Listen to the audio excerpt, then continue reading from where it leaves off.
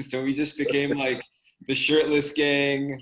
And that's how you know that you're kindred spirits, you know, when someone doesn't put on the shirt, but they take off their shirt too.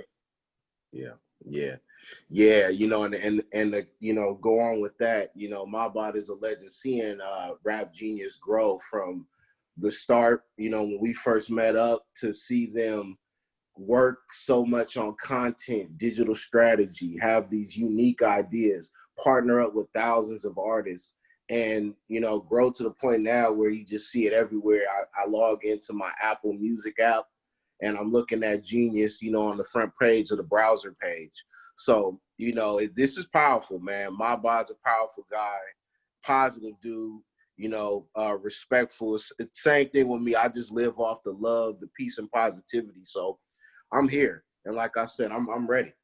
I'm ready to go. Yeah, I love it, Brandon. Now, Mahbod, you said that when you met him, you like gave him this t-shirt, he put it on. I like love that. Like for me, I think that shows so much courage and just like going for it. And that's what we have to do as founders.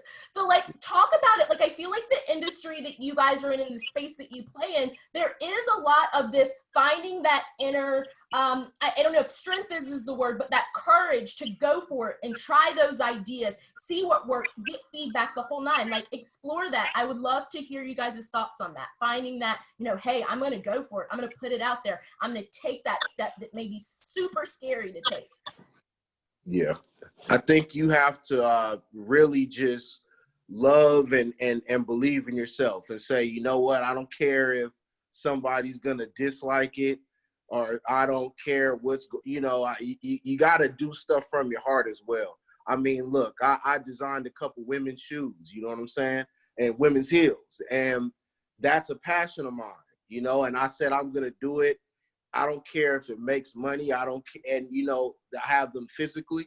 And it's one of the best feelings, you know, to have, you know, it's I can't compare that. So you got to do what you love and invest in what you love. And like you said, fun, finance, and the whole nine.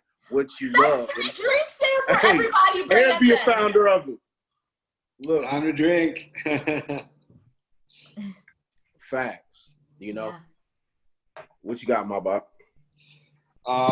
Yeah, well, you know, you're a Renaissance man, and that is true of a lot of the great musicians. It doesn't just stop at music.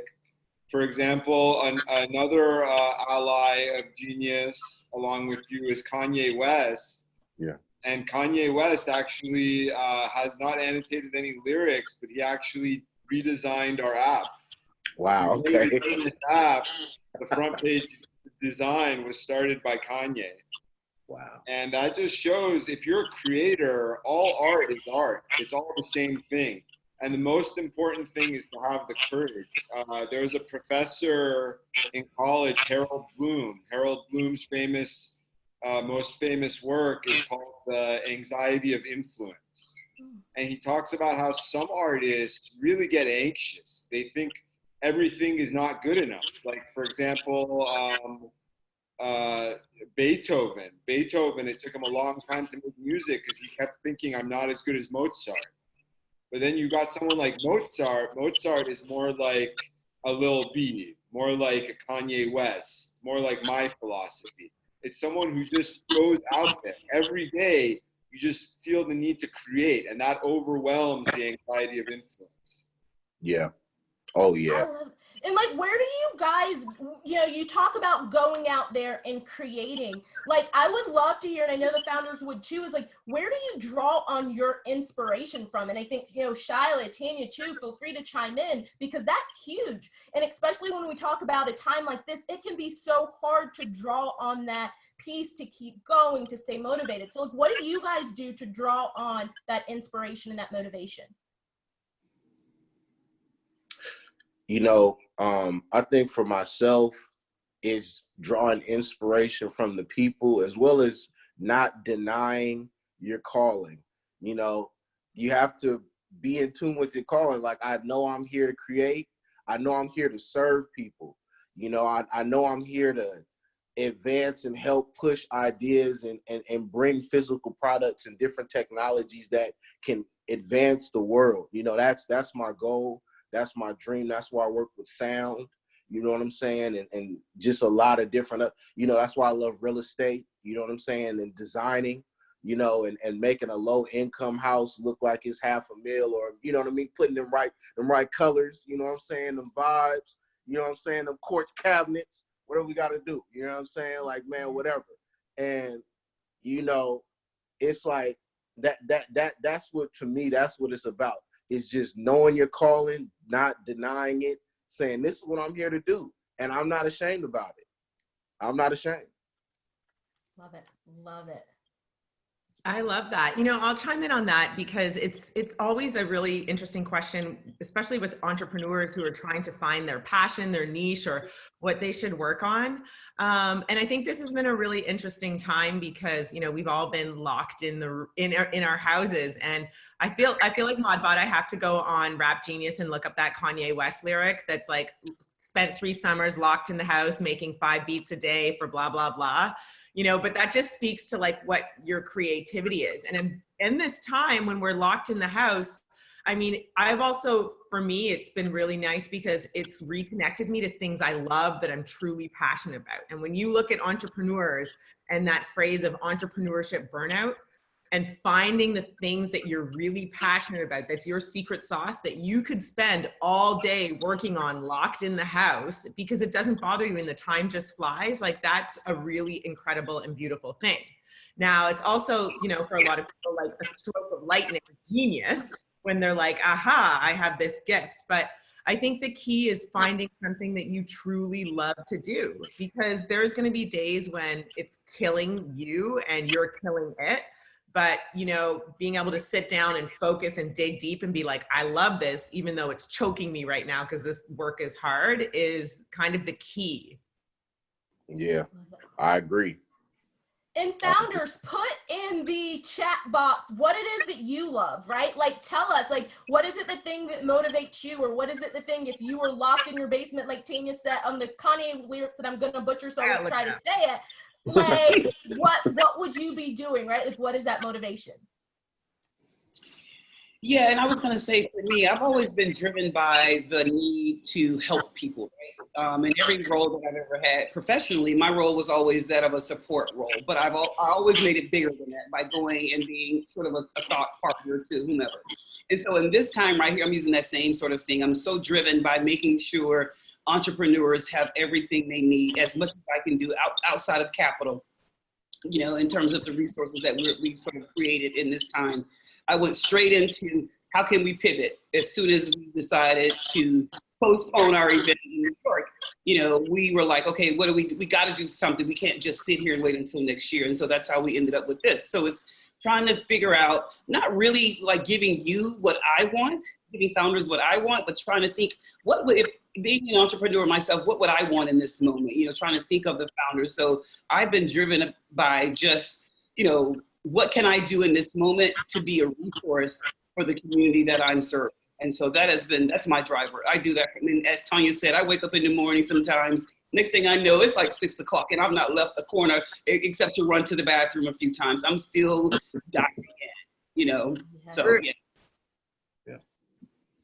And Mahbod, like something you said early, I think it really stuck. And founders, I hope you heard what he said there when he talked about like being this perfectionist almost, or trying to be that perfectionist, not seeing the great work you're doing, like pushing yourself and saying, no, this isn't good enough. Like I want harder. Like, I feel like that's so important what you said, Mahbod, because what we all know is like perfect doesn't really exist, right? And perfect and what we consider perfect and what others may consider perfect, you know, there's still different realms there. So I want to dive into that a little bit, because the whole point of this is we wanted to celebrate the wins, right, you guys? Because there's some things where we can be hard on ourselves and it didn't go the way that we want, but we have to celebrate the wins. And I say that to say, Mahbod and Brandon, like you guys are working on some really cool things here from what you built with Genius, Mahbod. Like I know that the founders would love to hear about like some of the wins along the way on the journey for you guys. Like let's talk about the wins, and like if you could talk them through that process of getting to what you felt was the win. Maybe it wasn't perfect, but it was a win. Well, my philosophy is quick and dirty. That's what I always say. That's what I say to my employees. Like, you know, if they're annotating song lyrics, they're genius. Or if they're writing pages on Everpedia, I'm like, I'd rather just have it quick and dirty. And then the same goes with art. And that's one reason why I'm so passionate about the internet, because you used to not be able to do quick and dirty unless you were rich. Like if you wanted to be a musician, you needed a studio. You needed studio time.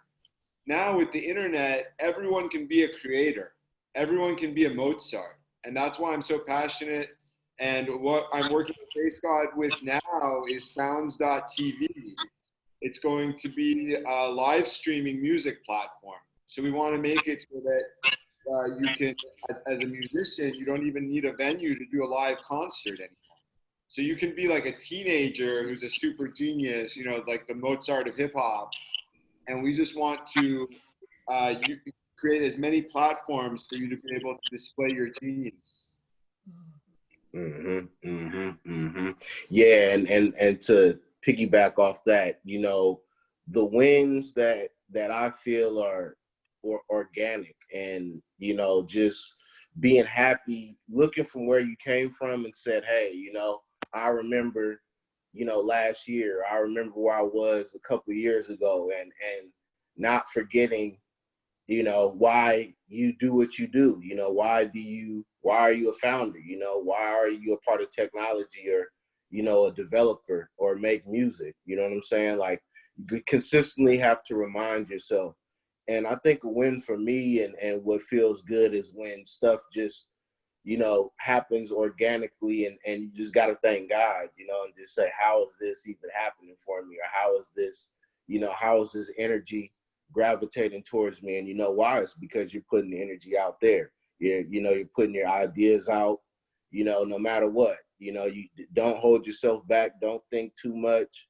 Trust your gut, and go have fun, you know? Oh, I love that, Brandon. All of those are tweetable, right? Trust your gut. Like, that's huge, right? Like, I feel like as founders, sometimes we seek advice, which I am such a huge fan of, seeking counsel. But the fact that, you know, you mentioned trusting God, you know, really trusting your gut, you guys write that all down, because that is so, so key for sure. Amen. And Tanya and Shila, I want to ask it a little bit differently for you guys too, because, you know, what we just heard from Mahbod and Brandon, like, I think a lot of it goes back to mindset, and our mindset and how we process wins. You know, and I know, Tanya, you do some incredible work with mentoring female founders and just founders across the board.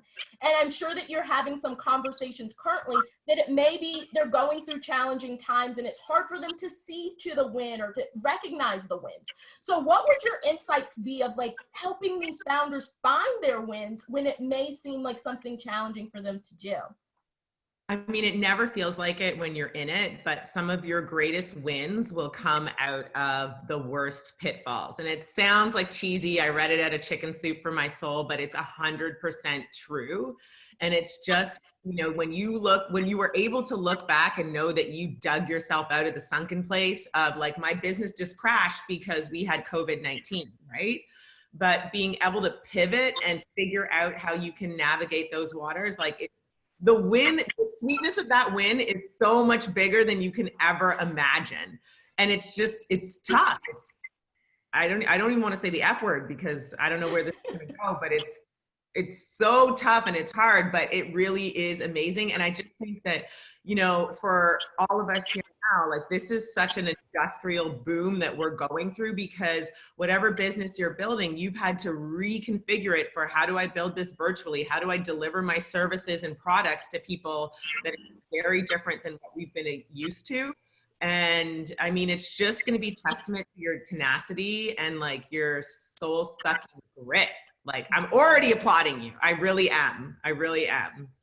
Oh, love that. Soul-sucking grit. Like, that is so, so, so powerful, Tanya, because it is also, you know, recognizing the win can be hard, but I love how you mentioned it and phrased it in such a way. It's like when you look back and you look back at all that hard work. It's like it doesn't feel like today. And, you know, that's a big thing. Like, I always say to entrepreneurs, like the business you're building today, you have to build it not in terms of a roadmap of product design and all that, but for what the world is going to look like 5 years from now. And Mahbod said it right. Like the internet has revolutionized, you know, the way we can build businesses. Like you can build a website right now and take your store online on Squarespace by yourself overnight because you can figure it out. Like those, like that wasn't available 10 and 15 years ago. You needed someone else to do it. So it's that sort of thinking that's kind of put, you know, the reins in our hands.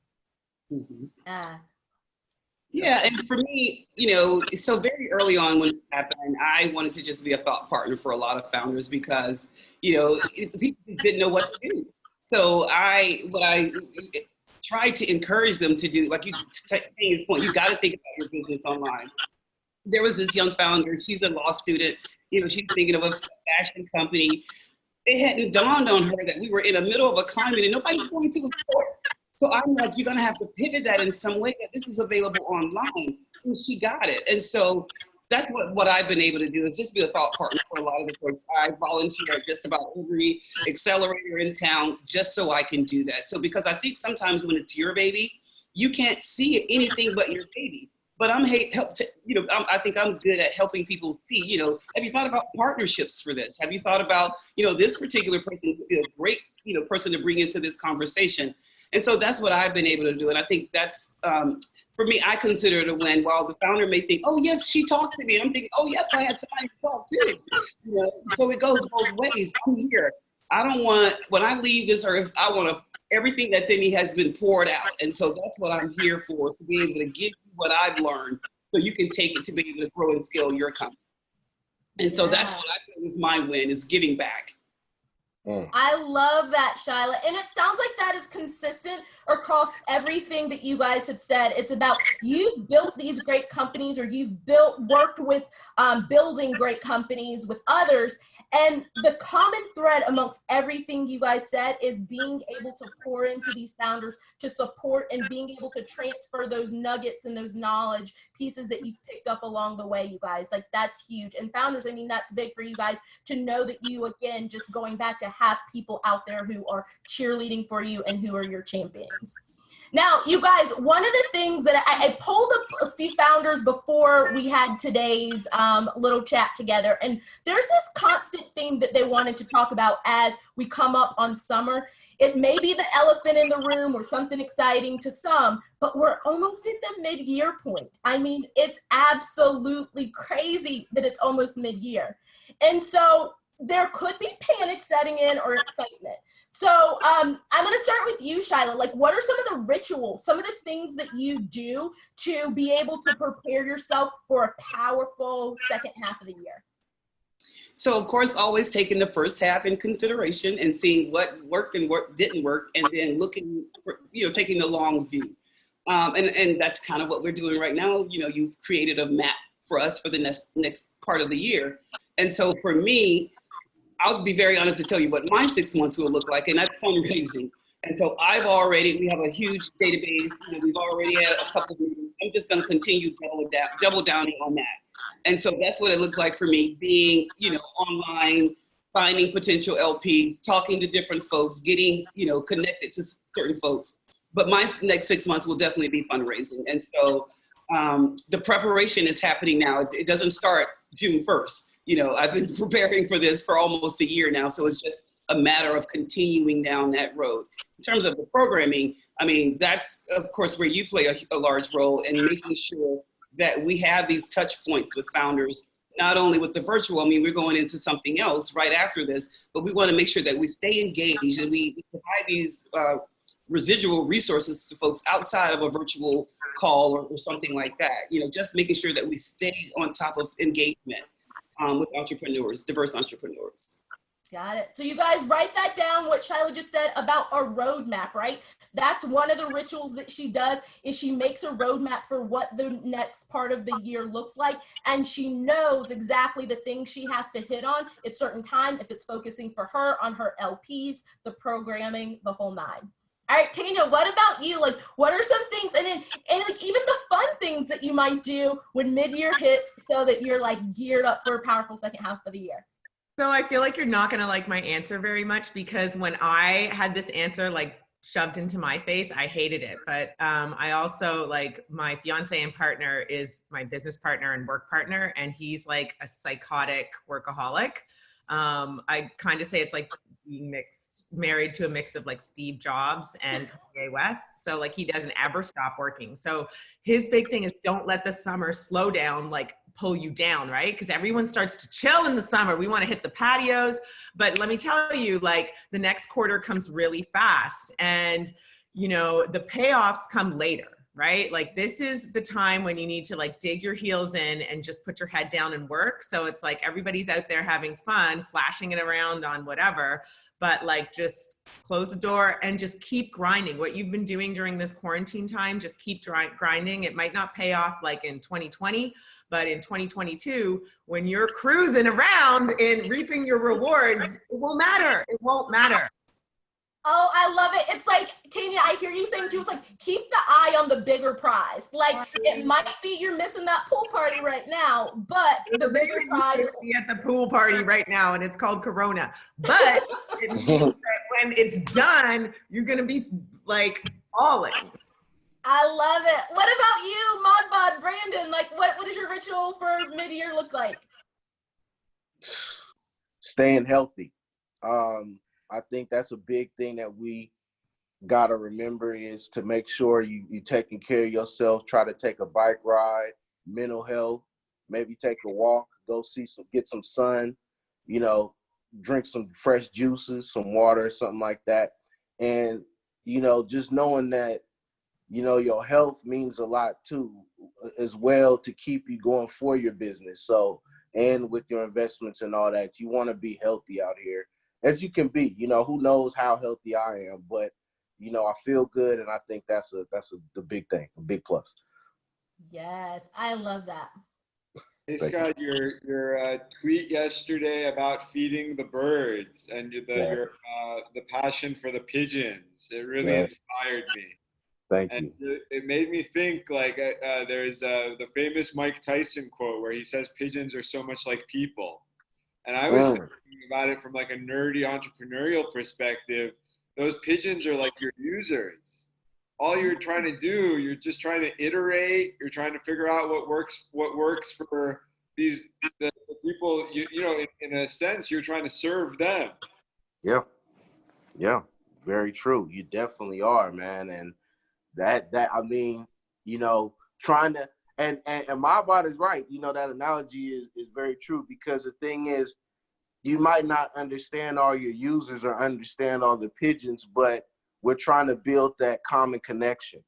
And when you can find that common connection with your customers or, you know, potential users, that's powerful. That's why my job is to try to understand people, instead of saying, hey, you said that word wrong, or being too hyper, you know, I can't even think of the word, but that's not my job. My job is to try to understand what the dog is saying, or the person saying, or, you know, somebody that might need something, because if you can work to decipher the communication, you know, you're in a powerful space.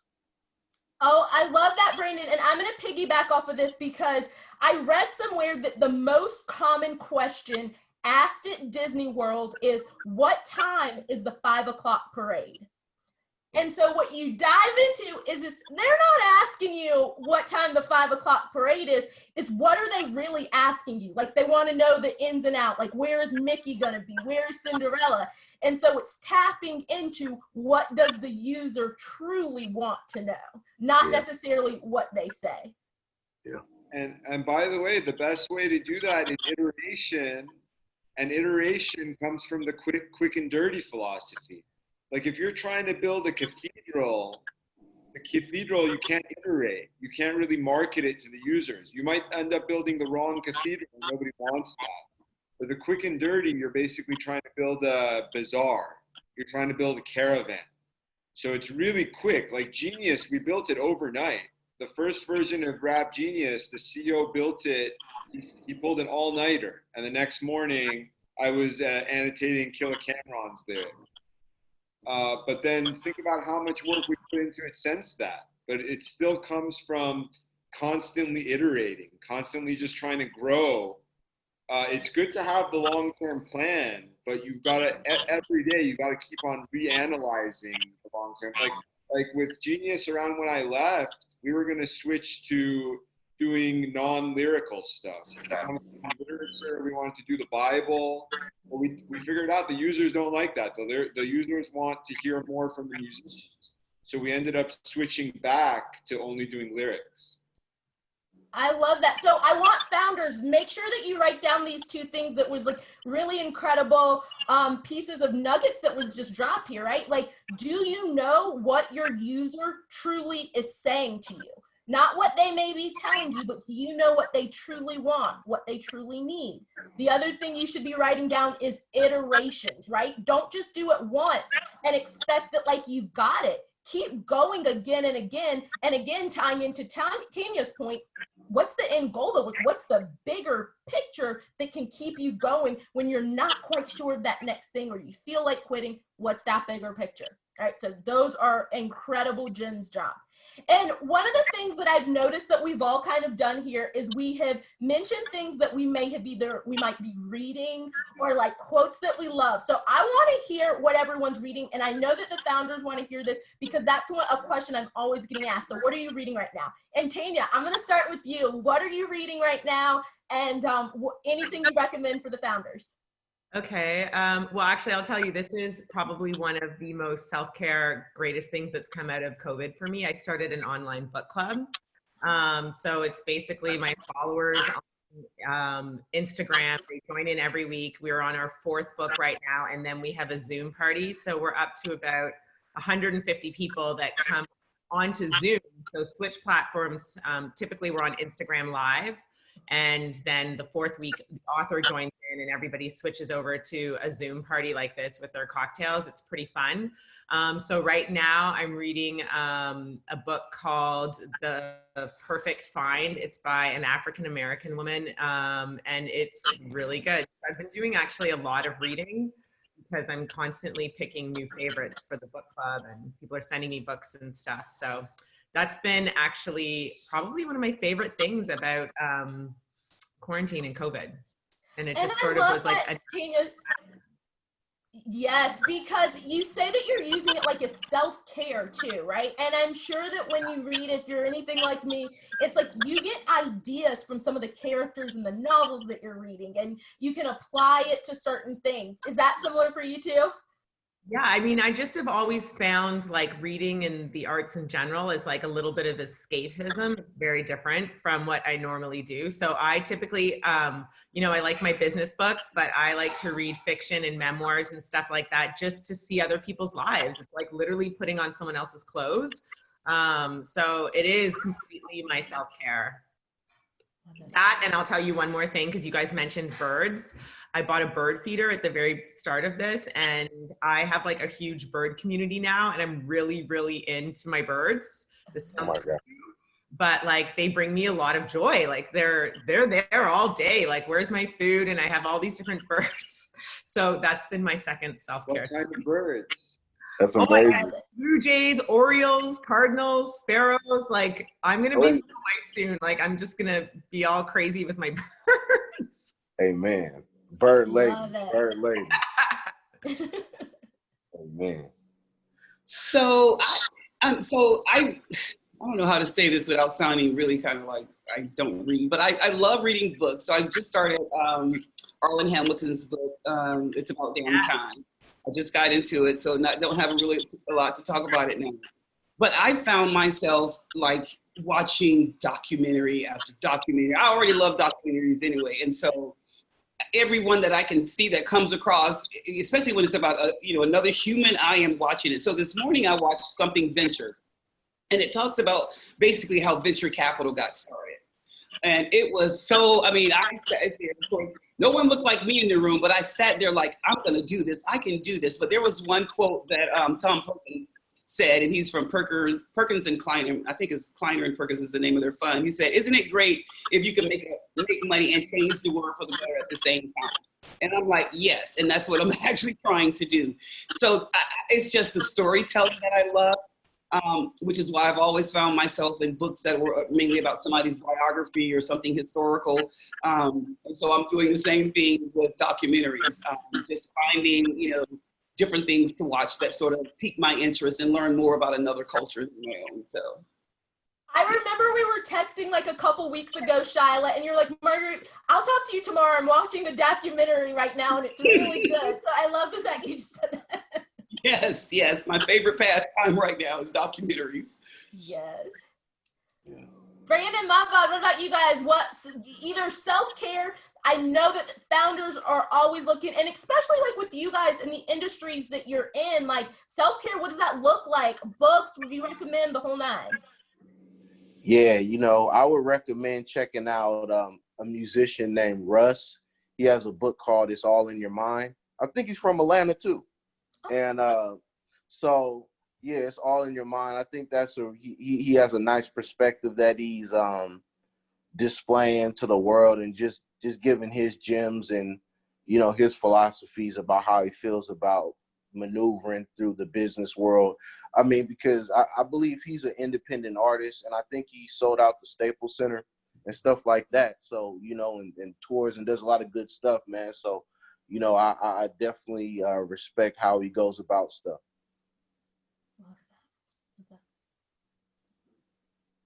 Yeah, I'm actually I just got the audiobook, so I got to check that out. Russ, amazing. Fire. Yeah, I should read something, but right now I sorry to be obnoxious, but I've kind of only been creating since quarantine, because I'm actually writing a book right now. I'm writing How to Start a Startup. And I had like these other books, like, The Hard Thing About Hard Things and 0 to 1 are my go-tos. But it still doesn't really give you the perspective. It tells you basically what to do after you already raised the money. But I basically want to go from starting something as an art project in your head, like when, the CEO of Rap Genius built Rap Genius overnight, and then it was just an art project. And then we got users, and then we got an incubator, we got incorporated, we started paying ourselves, stuff like that. Basically all the way to where you get millions of dollars. So that's what I'm writing right now.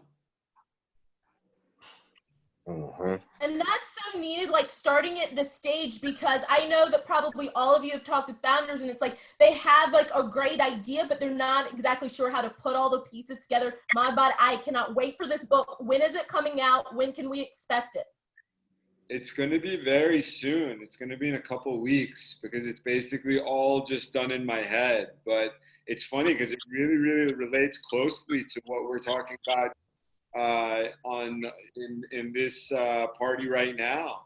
A lot of it is just about quick and dirty, and like there's definitely a connection between entrepreneurship and art. Like, Genius, at first I thought of it more as we were just kind of writing poetry. We were annotating the poems by writing additional poems, basically. And like Bass God's music is like that. Like the fact that he's written so many songs, always able to react.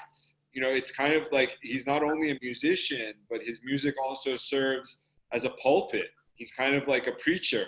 A lot of us, like, that's why I'm so honored to be talking with you and working with you, because you're like a religious figure to me. Yeah, thank you. Vice versa. And it won't stop. The love won't stop, and the positive energy. So I'm excited, man, for us to continue to serve technology and new ideas. And like I said, work on Sounds TV that's coming soon, and a whole lot of other stuff, man. So it's gonna be cool. Love it. Now, I promised the founders that we would get their questions in. So you guys on the line, and I did say founders. So if you have a question, put it in the chat box here. If you don't want to put it to everyone, you can message me privately, and I will get to the questions so that we can ask our amazing panelists anything you want. Maybe not anything, but some of the things that you want. But shoot them now. We'll start taking them. And then at the end, we'll go over announcements. And then all of the panelists will have their final words of advice for you guys. All right. So let's see. I will take them as I get them. Let's see here. And feel free to chat it up, you guys, as I am grabbing the questions for you all. I just want to shout out, there's a lot of Ghanaians and Africans in here. I see some very familiar faces. What up, y'all? It's good to see you guys. Congrats. Congrats, congrats. Okay, so one of the questions that I got is, and I'm going to address this to you, Mahbod, and Brandon. So it's a founder who they have a startup that serves the entertainment industry, but they find it that the entertainment world is pretty tough to break into. You need to know someone who knows someone, and it's pretty tough. And so that's where they're having their challenge in summary. What recommendations would you give to them into breaking into the entertainment industry that seems pretty close-knit? You know, working on your SEO, you know, your search engine optimization, you know, and figuring niche markets within the industry that need to be served. You know, and just figuring out your target audience, who you want to speak to. And there's a lot of platforms now, you know, coming up and different ways to transfer your audience. You know what I'm saying? Like, just from one platform to the next. So that's what I would think. You know, SEO, though, is a big one. All right. Yeah, I think connecting to that, it's just so one thing that Paul Graham, founder of Y Combinator, would say to us a lot is it's more important to have one super hardcore fan than to have 1,000 casual fans. And like, you know, what Base God is saying connects to that perfectly. If you can get these people who are super, super committed, that's what really your community is built on. If you can just get a ton of casual interest comes and it goes. So you need to find people who are super, super committed. And then that's the magic of social media. Like if you run an ad on television or whatever, you can get mild interest from thousands of people. But social media lets you really, really reach out. Like for Genius, what I would use is Twitter.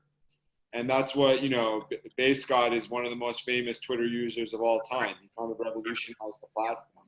So I was with him. I was replying to a lot of people. That's how I got in touch with Ben Horowitz. That's how I got in touch with Nas. But nowadays we have Instagram, and more importantly, we have Instagram stories, which they kind of, you know, they borrowed from Snapchat. And this, I wish we had this when I was building Genius 10 years ago. The fact that you can see who is reading your stories, and then you can reply to them. That's like bread and butter for creating psycho, you know, super committed fans. Love that. Brandon, Mahbod, thank you so much. Hope that answers your question.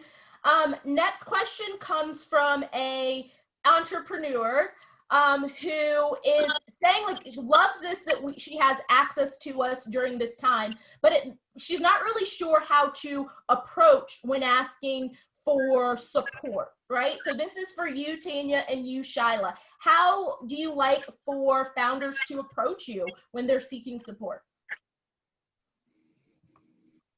I'll jump in. I love this question because I think it's so important that people do this right.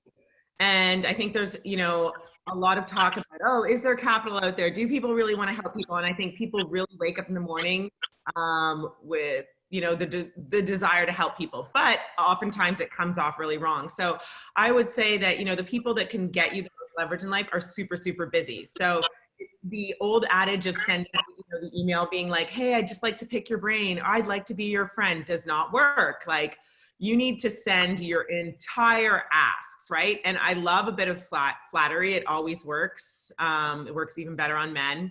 So just be like, I followed you for a very long time. I love your thoughts when you tweet XYZ. I thought that was really genius. I also think this, and you don't have to be too winded about it, but just be like, look, I'm working on building this company, and I think your expertise or knowledge could be helpful. Do you maybe have a few minutes to answer these questions or look at my pitch presentation and include it in the email? Because the emails that don't get answered are the ones that have no question, no follow-up, and it's just on my, whoever's initiative to be like, hi, sure, let's talk. Like, that's not the way to do that. So just be as specific as possible. And the last question, if you're fundraising and you're looking for money, I would say that's a full-time job, and Mahbod can talk about this. Do your diligence, because there's different investors that like to write checks and invest in different subsets of business. So like Kleiner Perkins probably doesn't want to invest in a localized hospitality service industry, right? And so they're not gonna probably respond to you, but there's other people out there who will. And I mean, this is what like stalking people and doing your research on LinkedIn and Crunchbase and Angel List will help you to do. That's my And I like the part too, Tanya, that you said being specific, right? Because if it's so general, it's like, I don't even know how I can help you. Like, the specific ask, you guys. So love that, Tanya. And so ditto to everything that Tanya said in terms of doing your research and making sure you're talking to the right investors. Really, really important. But for me, in terms of how I connect with people I want to connect with, I find myself, I'll give you an example, Tanya, you don't remember this. So you were speaking on a panel at ATV 2 years ago. I was so brand new to entrepreneurship and definitely wasn't even thinking about raising money at the time. And I approached you at the end of the session and said, what do you think about the particular skill set I had, and how would that translate into working with entrepreneurs? You gave me, it's almost like you switched on a hat that was so business. You went straight to the point and gave me what I needed, and I left. And so it is when you're in these rooms with folks that you want to talk to, be ready for that question.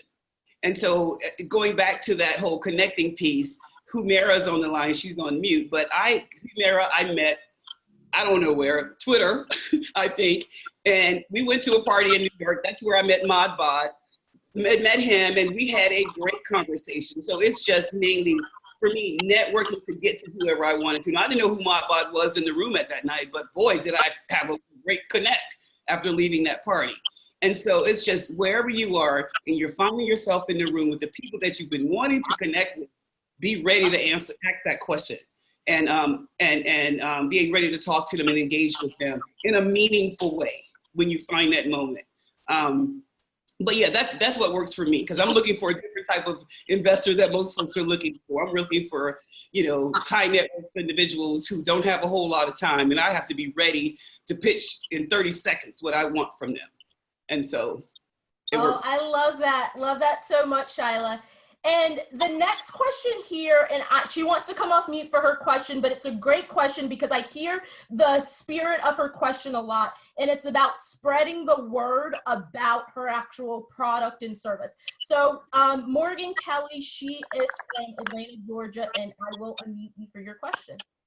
All right. Hi, everybody. I'm Morgan. I'm the owner and founder of the Scarlet Collection. And what we basically have are all-in-one parties in a box. They're artfully curated. And basically, we deliver our party boxes directly to our clients' doorstep. So it takes away all the hassle of party planning. So no more going to this store and that store. And a lot of our details are customized. And so one of the things as a founder that I've struggled with is getting my party boxes in front of the right audience. And it's so perfect what you guys just said, because Tanya, I'm here to ask you a direct question today. You want to have a party? I love your festive personality and your high energy. And so what I just want to ask is if I can throw you a party. A virtual party? No, well, so basically what I'm thinking is we have kind of pivoted because of COVID. And so not like a crazy kind of over the top, but with precautions taken into, taking COVID into account.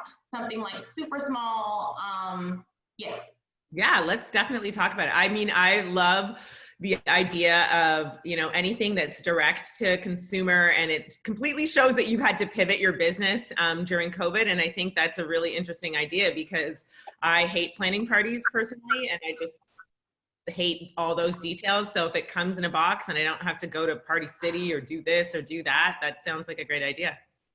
Exactly. Let's talk about it. Well, I will message you offline. Thank you. Do that.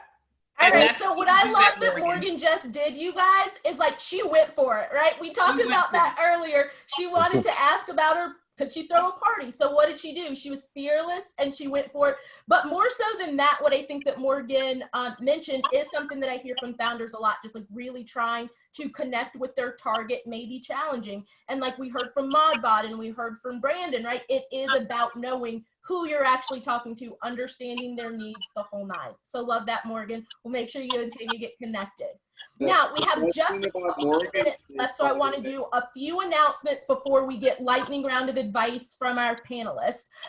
So at Zane Venture Fund, we have our Zane Access pre-capital program, which is our 12 weeks of dedicated programming going into deep functional level access to experts, as well as getting you capital ready. Applications close this Friday at midnight. So for all of you who are out there saying we need help, we need resources, like this is Zane Venture Fund taking that step, saying like, hey, here is a program curated just for you to support you through being capital ready and going and scaling your companies. So don't want to miss out on that. There were so many questions, I could not possibly get to them all. So what I want you to know is if you have a question that didn't get addressed, please shoot us an email at team@zane.vc and we will do our absolute best to get you an answer to your question, okay? Other announcements, if you are not signed up for the Zane Venture Fund newsletter, visit us at zane.vc. Make sure you go to the bottom of the website and subscribe, because that's where we announce all the amazing things that we have going on, like our amazing panelists today, okay? So make sure you're on that. And now, lightning round of advice, insight, wisdom for the founders. And I am going to start with you, Brandon. You're up first.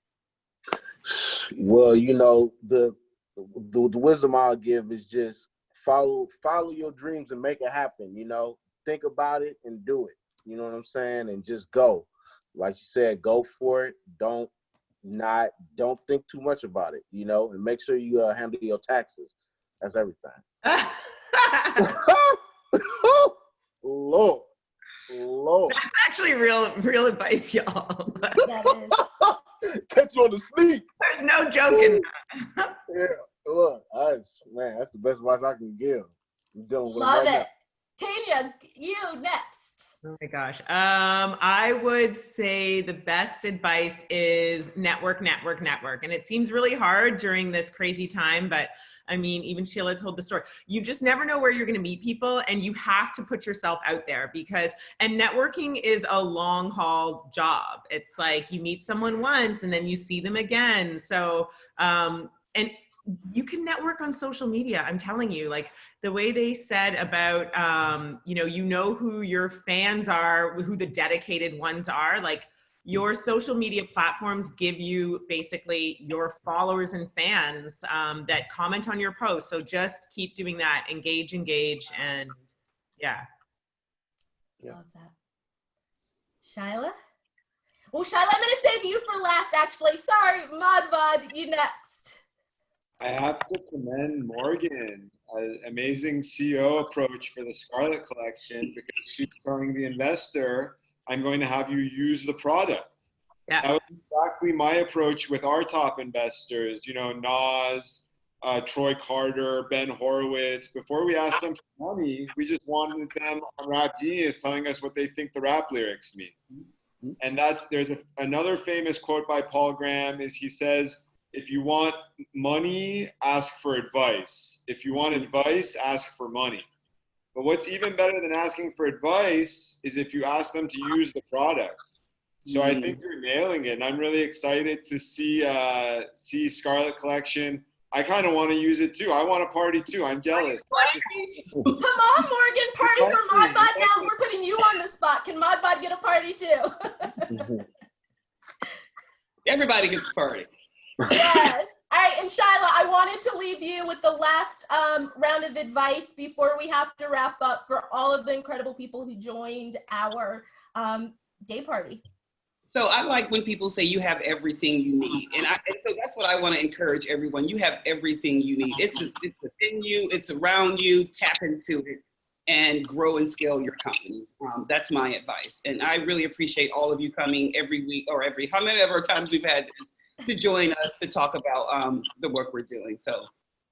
Thanks. Now, everybody, all of the founders on, can we raise a glass for Tanya, Mahbod, Shila, and Brandon, because they dropped some incredible jewels today. So cheers to the founders, cheers to them, and you guys continue to crush it on the fundraising trail, in your businesses, the whole nine. Stay motivated. Stay laser focused on your why, your vision. That will bring that motivation for you. Thanks, guys, for spending lunch with us. Cheers, and we will see you soon. Cheers. Cheers, everybody. Thanks so much. Yep. See you guys. Thank you. Thank you. Thank you all.